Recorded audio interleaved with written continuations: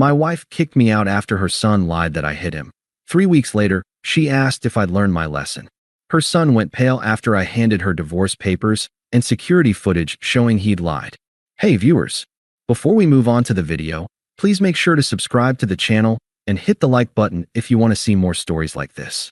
And if you have your own story to share, send it to me. My contact info is in the description below. I'd love to feature it in an upcoming video. Thanks. You need to leave. Now. Sarah's voice wasn't loud. It was low, cold, and final. It was the tone you'd use on a salesman at the door, not the man you'd shared a bed with for 5 years. She stood in the doorway of our living room, her body a rigid barrier between me and the hallway that led to our bedroom, to my home. Behind her, peeking from the kitchen with a red, blotchy face and one perfectly dry eye, was Jake, her 14-year-old son, my stepson. In his eyes, just for a flash beneath the performative tears, I saw it, a glimmer of pure, unadulterated triumph. 3 hours earlier, I'd been trying. That's all I ever did with Jake. Try. We were at the mall, the three of us, a painfully constructed tableau of family unity. Sarah had insisted. He needs positive memories with you, Mark. Not just you nagging him about homework and chores. So I was footing the bill for overpriced smoothies, feigning interest in neon-lit stores selling graphic t-shirts with memes I didn't understand. Jake trailed behind us, a storm cloud in a hoodie, surgically attached to his phone. Look, Jake, I'd said, stopping by the electronics store. In the window was the new PlayStation 5, its promotional screen flashing with epic, unrealistic battles. That's the one, right? The one you've been talking about. He grunted, not looking up from his own screen. Yeah. It's pretty pricey, Sarah said, squeezing my arm. Maybe for his birthday, if his grades come up? I saw the opening. A peace offering. Tell you what, bud. You pull that history grade up to a B by the midterm, and we'll talk about making it a birthday achievement combo present. A reward for the effort. Finally, he looked at me. The disdain was so potent, it was almost physical. So it's a bribe. Cool. Real mature. Jake, Sarah chastised, but it was a weak sound, a reflex. She turned to me, a placating smile on her face. He doesn't mean it like that. He's just passionate about his games. I swallowed the familiar frustration. This was the dance. Jake would be rude or dismissive. I'd react, however calmly. Sarah would deflect, framing his behavior as spirited or sensitive, and my reasonable expectation of basic respect as being hard on him. I was always the outsider, the third wheel on their pre-built unit of 2. I'd met Sarah when Jake was 9. His biological father was a ghost, a faded memory who sent inconsistent child support and emptier promises. I thought I was stepping in, building something. I paid the mortgage on the house we'd moved into together, a better school district for Jake. I drove him to soccer practice until he quit. I sat through parent-teacher conferences where teachers used phrases like entitled attitude and avoids accountability. I tried to set rules, screen time limits, charts. Sarah would uphold them for a day, then relent when he'd sulk. He's had a hard time, she'd whisper to me in bed. He needs to feel secure. I wanted him to feel secure. I just also wanted him to not be a jerk. Back at the house, the tension from the mall outing had settled like a fog. I was in the kitchen, cleaning up from the dinner Jake had barely touched. He appeared in the doorway. I need the new PlayStation. Not for my birthday. Now. I put down the sponge. Jake, we talked about this. The deal was for the grade improvement. That's stupid. Mom said you could just get it. She said you make enough. A little knife of betrayal twisted. Had she said that? Undermining me, again, to be the cool parent? It's not just about the money. It's about follow-through. You don't follow through on your commitments, chores, homework. Why should I follow through on a major gift with no strings attached? His face darkened. You're not my real dad. You can't tell me what to do. It was an old weapon, well used and dulled from overuse, but it still found its mark. I'm the dad who's here, I said, my voice tight. And in this house, we earn things. The answer is no. He glared at me, a hatred in his eyes that seemed far too ancient for a 14-year-old. You'll be sorry, he hissed, low enough that Sarah, watching TV in the living room, wouldn't hear. I dismissed it as teenage melodrama. Go finish your homework, Jake. He stormed upstairs. I heard his door slam. I finished the dishes, my hands shaking slightly with frustrated adrenaline. About 20 minutes later, A thunderous crash echoed through the house. It came from the upstairs hallway, the sound of a body hitting a wall, followed by the clatter of something framed falling. Sarah's show went silent. Footsteps pounded up the stairs. My feet were moving before my brain processed it. I took the stairs two at a time. Sarah was crouched in the hallway outside Jake's room. Jake was on the floor, his back against the wall, cradling his left arm. A small framed picture of the beach lay shattered on the floor beside him. He was sobbing, great, heaving, convincing sobs. What happened? Sarah's voice was shrill with panic. Jake looked up, his eyes swimming with tears, and pointed a trembling finger directly at me, standing frozen at the top of the stairs. He shoved me.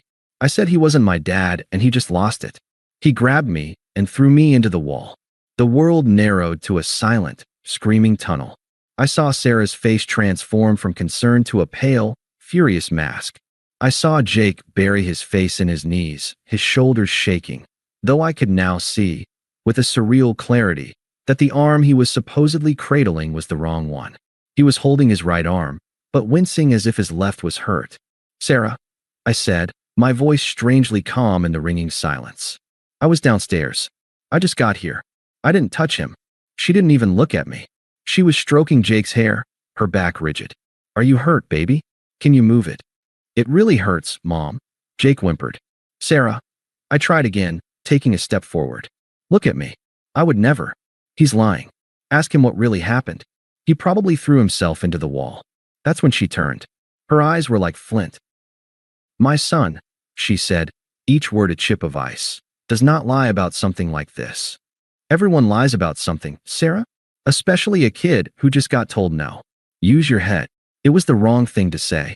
It confirmed her narrative, the angry, aggressive stepfather.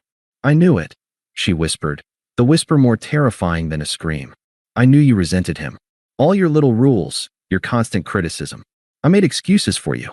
I thought you were just trying to be a father. But you hate him." "That is not true. I have spent 5 years trying to be there for him. For both of you." The injustice of it was a physical burn in my chest. "And this is how you show it," she spat, rising to her feet. She positioned herself squarely between me and Jake. A protector. From me. By laying hands on him. Over a game. I didn't touch him. I was pleading now, the dignity starting to crack under the sheer, staggering weight of the falsehood. "I don't want to hear it," she said, her voice dropping back into that terrifying, final calm. "Get out. You're choosing not to even hear me? Not to even ask for my side. You're just taking the word of a pissed-off kid over your husband." "There's nothing to hear," she said, her gaze flat and dismissive. "Pack a bag. Leave the keys. We'll talk about you getting your things later." She turned her back on me, kneeling again to fuss over Jake. The conversation was over. I had been tried and convicted in less than 60 seconds. I stood there for a long moment, watching them. The betrayed wife and the victimized son. A perfect, pathetic picture. Jake peeked out from under his mother's arm. He saw me looking, and he didn't smile. He didn't sneer. He just looked at me with a blank, cold emptiness. Then he buried his face again, his sobs renewing with gusto. That blankness did it. It extinguished the last flicker of my hope, my fight. "Okay," I said. The word hung in the air, simple and utterly deflating to her dramatic stand. She'd expected yelling, begging, justification. She got one quiet syllable of acceptance. I walked past them, down the hall to the bedroom we shared. I took the duffel bag from the top of the closet. I didn't rage pack. I moved methodically. Underwear, socks, a few pairs of pants, some t-shirts and sweaters. Toiletries from the bathroom. My laptop and its charger from the desk. I left the wedding photo on the nightstand. I left the watch she'd bought me for our anniversary on the dresser. 5 years of life, condensed into one black nylon bag. I walked back down the hallway. They were still there, a frozen tableau. Sarah was watching me now, a flicker of uncertainty in her eyes. Maybe she'd expected a different script. I stopped at the front door, my keys in my hand. I looked at her one last time. "You should put some ice on that," I said, nodding toward Jake's arm. My voice was utterly neutral. A clinical observation. Then I placed my house key on the small entryway table. I opened the door, stepped through into the cool evening air, and closed it softly behind me. The click of the latch was the loudest sound I'd ever heard. I sat in my car in the driveway for a full 10 minutes, not crying, not pounding the steering wheel, just breathing. The house looked the same. Warm light glowed from the living room window. My home, our home, from which I had just been permanently exiled based on a child's lie and a woman's refusal to see me. I started the car and drove. I didn't know where to go. I ended up at a generic, budget hotel off the interstate. The room smelled of stale cigarettes and industrial cleaner. I dropped my bag on the floor, sat on the edge of the stiff bed, and stared at the beige wall. The unfairness of it wasn't a wave. It was a slow, rising tide, cold and suffocating. It wasn't just about the lie. It was about her instantaneous, wholesale belief in it. It meant that in some deep, unacknowledged part of her, she'd already believed I was capable of it. I had been on probation in my own marriage, and I never knew. The love I'd given, the stability I'd provided, the patience I'd practiced, it was all conditional. It could be voided by the tearful accusation of a resentful teenager. In the profound quiet of that ugly room, a switch flipped. The hurt didn't vanish, but it was compartmentalized, put in a locked box. In its place came a cold, clear clarity. This was over. I lay back on the scratchy bedspread, staring at the water-stained ceiling tile. The first, unbidden thought wasn't of loss, but of a mundane detail. The small, discreet security camera I'd installed under the eaves by the front door last year after a spate of package thefts. It was motion-activated. It recorded video and audio to a cloud server. It was pointed at the front walk, but its microphone was sensitive. The living room window was right there. The hallway where Jake had staged his accident was just inside, not visible to the camera's eye. But sound carried. I didn't move to check it. Not yet. Let the night settle. Let the new, terrible truth of my life solidify. I closed my eyes. The last thing I saw was Jake's face in that hallway. Not the crying mask, but the blank, cold stare that came after. He thought he'd won. He had no idea what he'd just started. The hotel room was a tomb of beige and stale air. I didn't cry. I didn't break anything. The shock was too profound, too absolute, to leave room for anything but a hollow, ringing silence. I just sat there, on the edge of the bed, and let the reality pour into me like cold cement. It wasn't the lie that was killing me. It was the prelude. The 5 years of walking on eggshells, of every disagreement with Jake becoming a referendum on my commitment. The way Sarah would say my son when she was defending him, and our family, only when she needed something from me.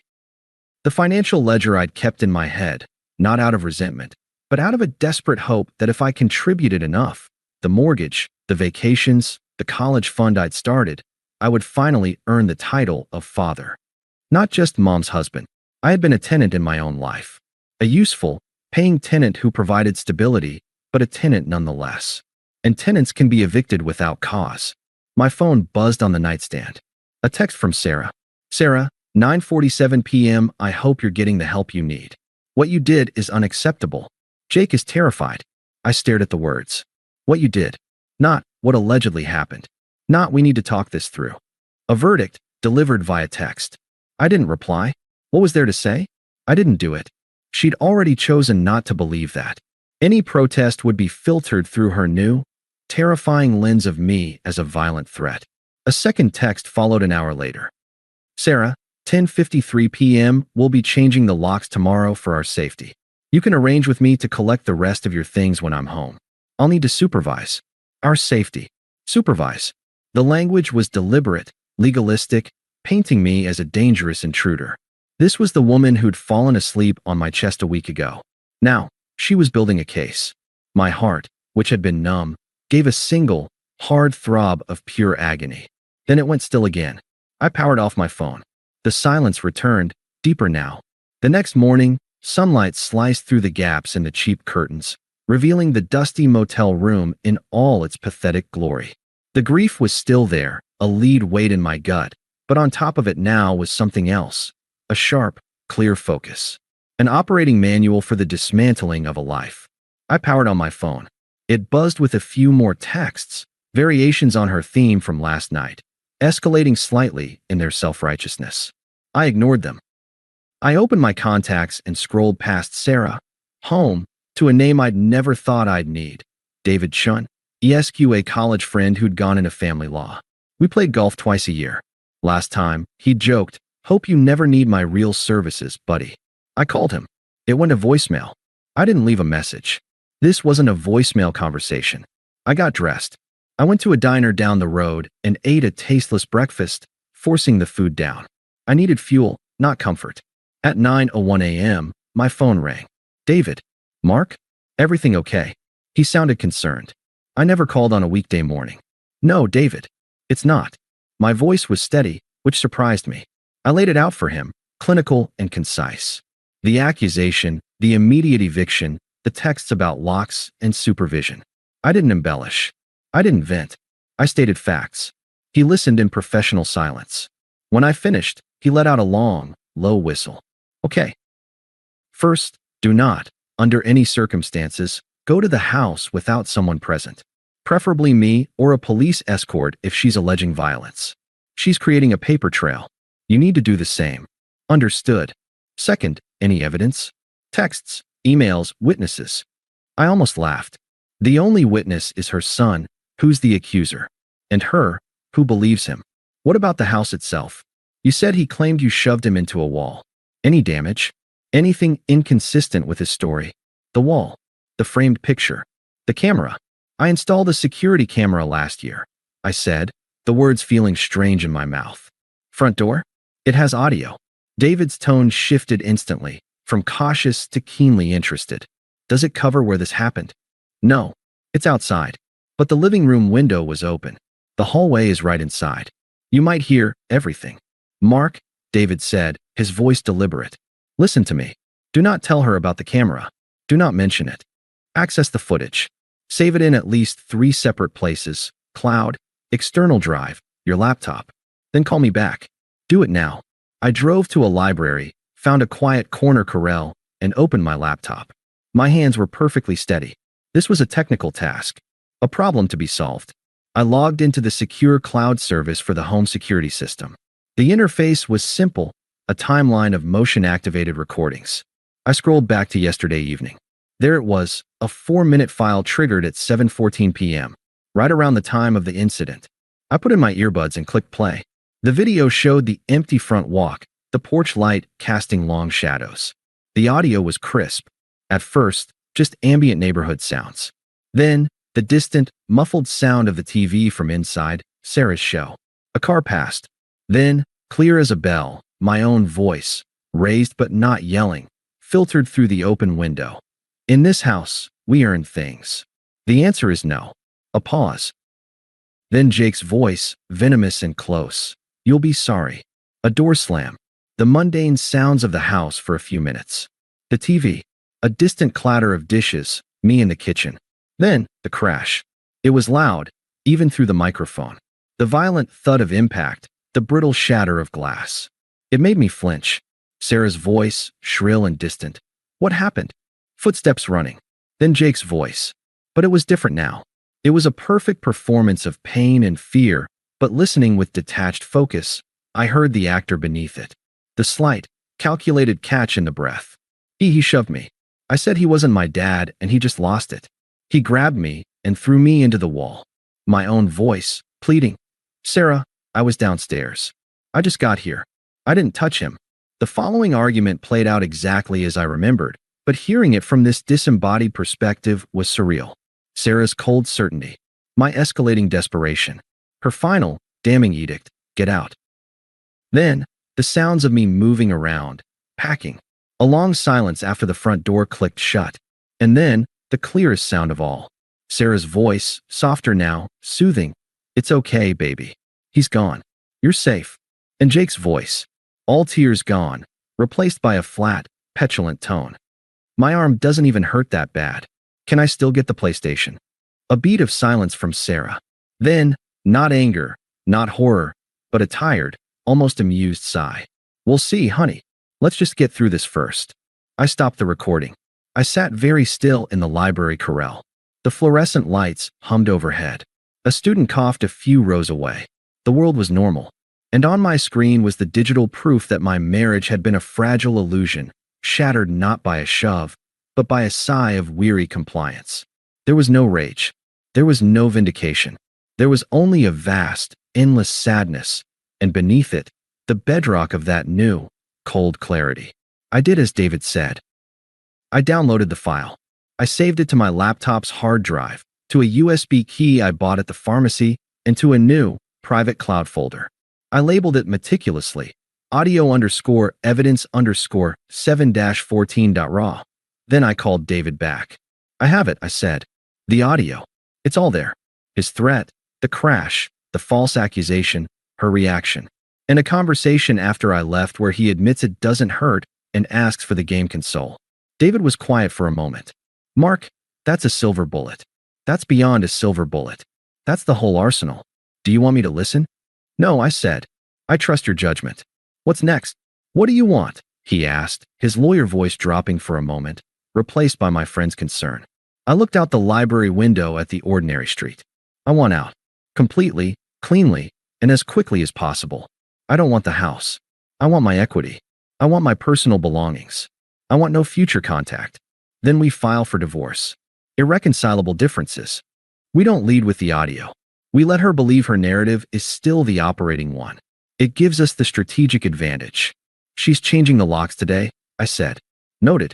We'll add unlawful eviction to the filing. It strengthens your position for asset division. I'll have the papers drawn up. We'll file them, but we won't serve her immediately. Why not? A small, hard smile was audible in his voice. Because people who believe they're in the right, and who believe you are defeated, often reveal their true hand. They get arrogant. They tip their cards.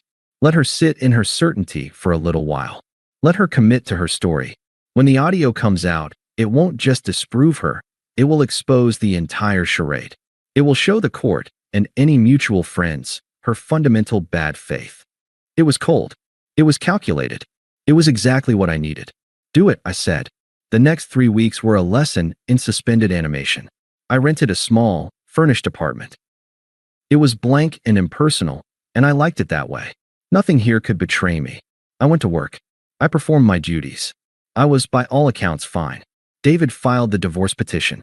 It was a simple, clean document stating the marriage was irretrievably broken. It listed my claim for 50% of the marital equity in the home, based on my payment of the mortgage, and a list of personal property to be retrieved. It made no mention of Jake's accusation. It was a business document, dissolving a partnership. I heard snippets about Sarah's life through the muted grapevine of a single mutual friend, Lisa, who was confused and trying to stay out of it. Texts would trickle in. She says it's been so peaceful, but Jake's being a handful. She's complaining about the mortgage payment. Didn't realize how much you covered. I never replied to these probes. Lisa's loyalty was to drama, not to me. Sarah's texts to me had evolved. The accusatory ones stopped after a week of my silence. They were replaced by a different tone. Sarah, week 2, this is so hard on Jake. He's having nightmares. Sarah, week 2. 2 days later, we need to talk about moving forward. This can't go on forever. Sarah, week 3, I'm willing to consider family counseling. For Jake's sake.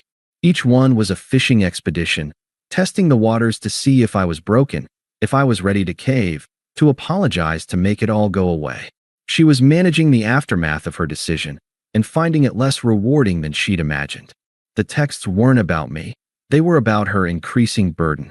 I deleted them all, unread, after the first line preview. My only project, my only focus, was the new, quiet rhythm of my own life. I bought groceries for one. I watched whatever I wanted on TV.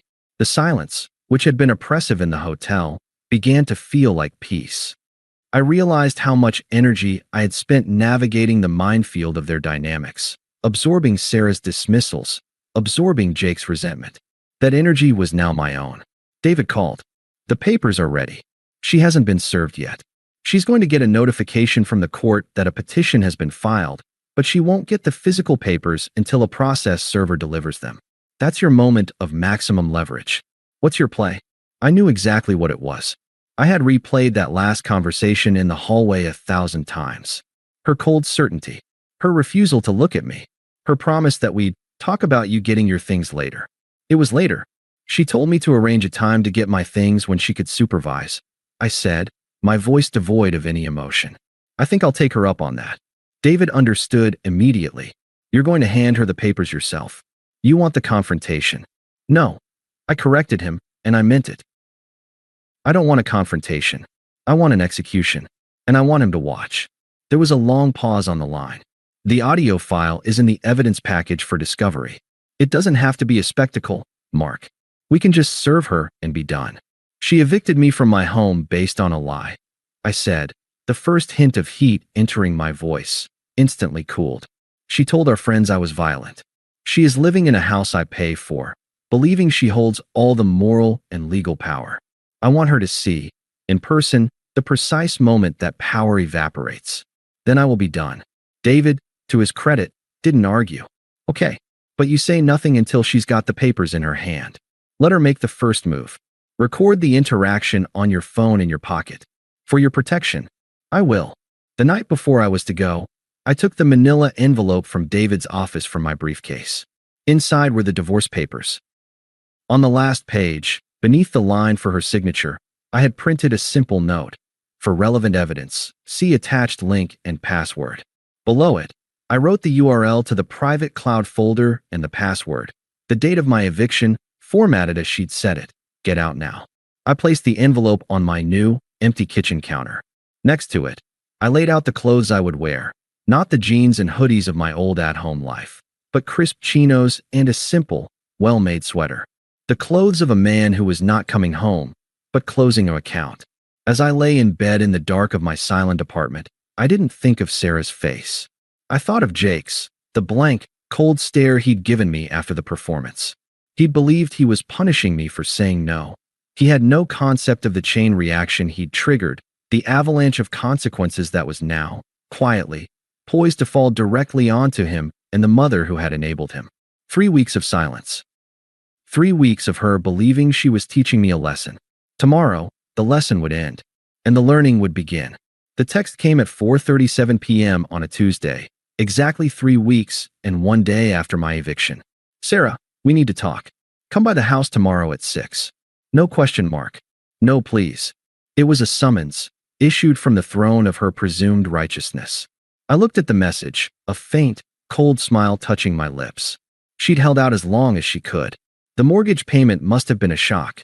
The reality of solo parenting a teenage tyrant must have been sinking in. Now, she was ready to dictate the terms of my surrender. I didn't reply. Silence had been my language for 3 weeks, and I saw no reason to break it now. Let her wonder. Let her assume my compliance. The following evening, I dressed carefully in the clothes I'd laid out. Charcoal chinos, a navy cashmere sweater, boots that were polished but not aggressive. I looked put together, successful, and utterly detached. I picked up the manila envelope from my counter. It felt light in my hand, a feather holding the weight of a 5-year illusion. I arrived at 5:58 p.m. Our house. The porch light was on. The lawn was slightly overgrown. A single, limp bag of garbage sat by the curb, overdue for collection. Small details of decay. I didn't ring the bell. I didn't use my key. It was useless now. I stood on the front step and waited. At 6:02, the door opened. Sarah stood there, arms crossed over her chest. She was dressed in yoga pants and an old sweatshirt of mine she'd claimed for lazy days. Her hair was in a messy bun. She looked tired, but her expression was pure, cultivated steel. "You're late," she said, not moving from the doorway. "I'm here," I replied, my voice neutral. "You wanted to talk." She looked me up and down, a flicker of confusion in her eyes. I didn't look like a broken man begging for scraps. I looked like a guest, and an unimpressed one at that. It threw her script. "Come in," she said finally, stepping back with obvious reluctance. The house smelled different. Less like clean linen and the meals I used to cook, more like microwave popcorn and a vague, unwashed staleness. The living room was messy, with Jake's things strewn about. She didn't invite me to sit. We stood in the space between the couch and the TV, where we'd once curled up to watch movies. Jake lurked in the kitchen doorway, a silent spectator. He was paler than I remembered, his eyes watchful. The triumphant glint was gone, replaced by a nervous, sullen energy. Sarah took a deep breath, summoning her rehearsed magnanimity. "I hope these weeks have given you time to think," she began, her tone that of a headmistress addressing a wayward student. "To think about your anger, and what it almost cost you." I said nothing. I just watched her. "Jake has been through a lot," she continued, gaining confidence from my silence. The trauma, the fear. But he's a resilient boy, and a forgiving one. I glanced at Jake. He looked at the floor, shifting his weight. What do you want, Sarah? I asked, cutting through the performance. She blinked, startled by the directness. I want to know if you've learned your lesson. The words were astonishing in their arrogance. If you're ready to take full accountability, to apologize to Jake, sincerely, and to commit to intensive family therapy. She emphasized, gesturing vaguely between herself and the lurking Jake, might be able to move past this. To rebuild trust. She paused, letting the grand offer hang in the air.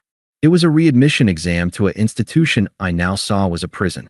The price of entry was a confession to a crime I didn't commit. That's what you want? I asked, my voice still calm, almost curious. An apology. And therapy. It's the only path forward, Mark, she said, a note of impatience creeping in. You have to own what you did. Completely. Then, and only then, can we even begin to discuss you coming back home. She truly believed it. She believed I had been sitting in a motel for 3 weeks, shattered by guilt, just waiting for this chance to prostrate myself. She believed her forgiveness was the most valuable currency in the world. I nodded slowly, as if considering. Then, I held up the manila envelope. I brought you something. Her eyes went to it, wary. What is that? More excuses? A letter. In a manner of speaking. I extended it toward her. You should open it. Hesitantly, she took the envelope. She tore open the flap and pulled out the stack of papers. Her eyes scanned the top page. I saw the words register, petition for dissolution of marriage. The color drained from her face in a slow, creeping wave. What is this? She whispered, her voice suddenly thin. It's what you said we'd talk about later, I said. You said we'd talk about me getting my things. This handles that. And everything else. She was flipping through the pages now, her hands beginning to tremble. You can't do this. After what you did, you're filing for divorce. Irreconcilable differences, I said, as if explaining a minor technicality. No. The word was a sharp crack, her composure shattering. No, you don't get to do this. You don't get to play the victim here. You're the one who… She stopped herself, glancing frantically at Jake, who had taken a step forward, his eyes wide with dawning horror. Who what, Sarah? I asked, my voice quiet.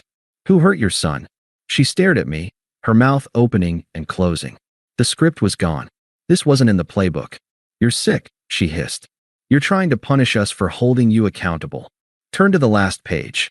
I instructed, my tone flat. Confused, furious, she did. She saw my note. The link. The password. What is this? She demanded. It's the relevant evidence, I said. The audio from the security camera. The one under the eaves by the front door. You remember, I installed it after the porch pirate took your skincare order. Her face went from pale to ashen.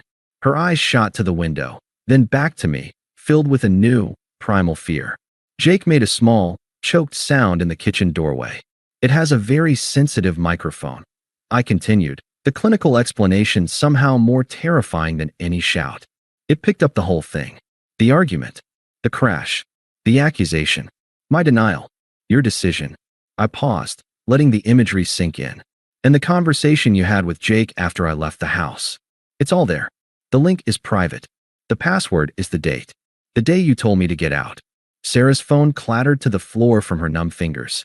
She wasn't looking at the papers anymore. She was staring through me, into the abyss of her own catastrophic error. Jake found his voice, a panicked, adolescent whine. Mom, he's lying. He's bluffing. But Sarah wasn't listening to him. She was looking at me, and for the first time, she was truly seeing me. Not the angry stepfather of her narrative, but the man she had betrayed with such casual, absolute certainty. The man who was now an adversary, armed with truth. You recorded us, she breathed, the accusation morphing into a weapon she tried to turn back on me. I recorded my property, I corrected. For security. It seems it served its purpose. The dam broke. Sarah's righteous anger collapsed into a frantic, scrambling desperation. The performance was over. The audience, me, was no longer buying tickets. Mark, please, she gasped, taking a step toward me, her hands coming up in a pleading gesture. The divorce papers fluttered to the floor. You have to understand, he's just a boy. He was scared. He didn't know what he was doing. I didn't move. I watched her crumble. He knew exactly what he was doing, I said, my gaze shifting to Jake. He looked like he might be sick. He knew you'd believe him. And he was right. We can fix this, she cried, tears now streaming down her face. But they were tears of panic, not remorse. We can go to therapy. We can tell them it was a misunderstanding. A mistake. You told everyone I was violent. I stated, a simple fact. You changed the locks. You supervised my exit like I was a criminal. Those weren't mistakes, Sarah. Those were choices. This, I said, nodding to the papers on the floor, is a consequence. Her desperation curdled into something uglier. The fear in her eyes sparked into fury. You're going to ruin us? Over a childish lie? You're going to take your money and run and leave us with nothing.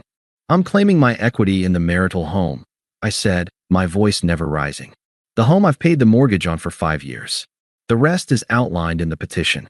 My lawyer has the original audio file. A forensic analyst has confirmed its authenticity. It will be entered as evidence. It tends to disprove your claims of domestic violence, which, I'm advised, could have impacted the divorce settlement significantly. Consider this the cleanest possible outcome for you. Every clinical, legal term was a nail in the coffin of our shared life. I was speaking a language she couldn't manipulate, from a position she could no longer touch. She stared at me, her chest heaving. Then her eyes, wild and bloodshot, swiveled to Jake. The love and protection vanished, scorched away by the heat of her own impending ruin. You, she shrieked, the sound raw and ragged. She took a stumbling step toward him.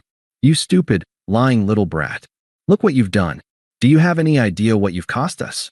Jake flinched as if struck, cowering back against the kitchen counter. Mom, I'm sorry. I didn't think. You didn't think. You've ruined everything. For a game. The transformation was complete. The united front was obliterated. The victim and his protector were now the accuser and the accused. It was a vicious, ugly explosion, and I was merely a spectator to the collapse of the world they'd built on a lie. I had seen enough. I bent down and picked up the fallen divorce papers. I straightened the stack and placed them neatly on the arm of the couch, where she couldn't miss them. You'll be formally served by a process server in the next few days, I said, my voice cutting through their chaos. My things will be collected by a moving company this Friday at 10 a.m. They will have a key from the rental agent. Do not be here. Sarah whirled back to me, her face a mask of tear-streaked rage and terror. You can't just walk out on your family. We need you. The hypocrisy was so breathtaking it was almost beautiful. You ended this family 3 weeks ago, Sarah, I said, and for the first time, a sliver of final, weary emotion colored my words. Not anger, not hurt, just a profound, irrevocable truth. You just didn't bother to tell me until now. I turned and walked to the front door. The sound of her sobbing, no longer performative, but deep, guttural, and real, and Jake's panicked, pleading whispers followed me. Mark, please, she screamed from the living room. I didn't turn back. I opened the door and stepped out into the cool evening. I pulled it shut behind me, the solid thud a perfect bookend to the click of the latch 3 weeks prior. This time, I didn't sit in the car. I started the engine immediately. As I reversed out of the driveway, my headlights swept across the living room window. For a split second, I saw the frozen silhouette of them inside. Sarah, her hands clawing at her hair, and Jake, small and hunched against the kitchen doorway. Then I turned the wheel and drove away. The movers came on Friday. They reported a silent, tense house. Sarah was there, red-eyed, watching from the kitchen. Jake was not. They packed my books, my tools, my clothes, the few pieces of furniture that were mine before the marriage. They loaded it all into storage. I would sort it later, donate most of it. The artifacts of that life held no power over me anymore. The divorce proceedings were, as David predicted, straightforward once the audio evidence was disclosed to her lawyer. Her claims evaporated. The settlement was swift. I received a cash buyout of my share of the home's equity. She had to refinance to keep it. I heard through the withered grapevine that it was a struggle, that she'd had to take on a roommate, a co-worker she didn't like. Mutual friends, once divided, slowly learned snippets of the truth. Not from me. I never spoke of it. But stories have a way of leaking. Lisa, the drama lover, eventually sent a long, rambling text about how we all make mistakes, and Sarah is really suffering. I didn't respond. She wasn't seeking truth. She was seeking to recenter herself in the narrative. I had no use for any of them. About 6 months after that night at the house, I was at a hardware store, buying supplies for a shelving unit in my new, permanent apartment. I turned a corner into the paint aisle, and there they were. Sarah and Jake. She looked 10 years older. She was holding 2 paint samples, arguing with him in a low, exhausted hiss. He was taller, lankier, slouching against a cart with his headphones on, ignoring her. Their dynamic was etched in acid, mutual resentment, a bond now corroded by shared culpability. They saw me at the same moment. Sarah froze, the paint cards falling from her hand. Her eyes were wide, a tumult of shame, anger, and a pathetic, lingering hope flashing across her face. Jake yanked his headphones down, his adolescent bravado melting into pure, unadulterated fear. He looked like he wanted the floor to swallow him. I held their gaze for no more than 2 seconds. I didn't nod. I didn't smile. I didn't frown. I simply looked through them, as if they were store fixtures, present, but of no more personal significance than a can of primer or a drop cloth. Then I turned my cart and moved down the aisle toward the fasteners, my focus already returned to the task at hand, building a shelf for my new life. That was the last time I saw them. The divorce was finalized not long after. A piece of paper arrived in the mail. I filed it away and felt nothing. Sometimes, in the deep quiet of my own space, I think about the chain of events, not with bitterness, but with a strange, detached curiosity. A single, petty lie from a resentful child, empowered by a mother's willful blindness, triggered the total collapse of a world. It was like watching a single corrupted line of code crash an entire system. I didn't get a new girlfriend right away. I didn't need to. I traveled to places I'd always wanted to see, on my own schedule. I took a woodworking class. I read books in uninterrupted silence. The energy I had once spent navigating landmines was now spent building a life that was, brick by quiet brick, entirely my own. The betrayal was a fire. It burned everything I had known to the ground. But I walked out of those ashes not seeking revenge, not even seeking justice. I walked out seeking peace. And in the profound, unbroken silence I cultivated for myself, I found it. She thought she was teaching me a lesson about anger. In the end, she taught me the invaluable lesson of my own worth. She and Jake, in their toxic, codependent alliance, had given me the one thing they'd always withheld, my freedom. And for that, I suppose, in the coldest, most detached way possible, I am grateful. Thanks for watching. Make sure to subscribe to the channel and hit the like button. What do you think about this story? Share it in the comments.